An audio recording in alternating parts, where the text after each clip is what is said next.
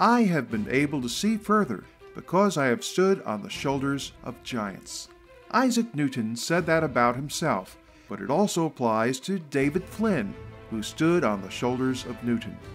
That's the basis of Flynn's Temple at the Center of Time, part 1 of a 2-book set, bound as a single volume. The very title sounds like it could be the name of an episode of Doctor Who. I need to emphasize, Temple at the Center of Time is not science fiction, but it does resonate with people who like to think outside the dusty box. For example, I bet you haven't heard this before. Flynn reveals that the distances from various world capitals, past and present, to the site of the Temple Mount in Jerusalem point to a historic date involving each country. Take Babylon. It fell in 539 BC. According to Flynn, if you go from Babylon and you extend a line to Jerusalem, where the Temple Mount is, find that it's 539 statute miles. That's starting from the site of Belshazzar's palace. Flynn gives another numerical example, not involving a date, but a number I'm sure you'll recognize.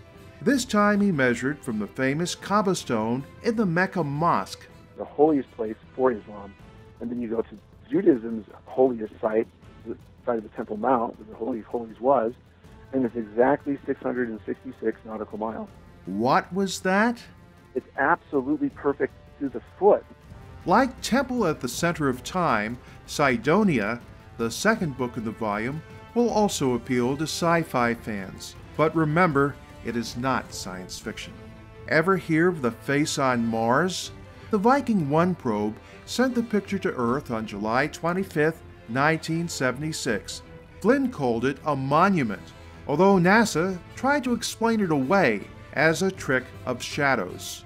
The main trouble with the space agency's explanation is that it fails to account for a nearby collection of apparent pyramid-like structures, oriented in much the same way as pyramids in Egypt.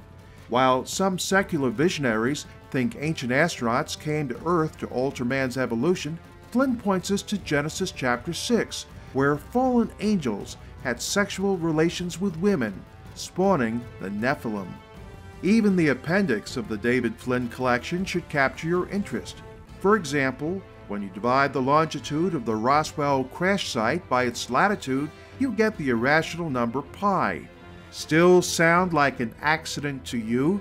Flynn had a talent for discovering more than his share of coincidences.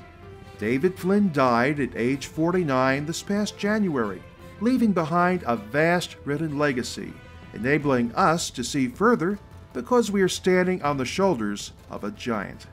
This is Steve Eastman reporting.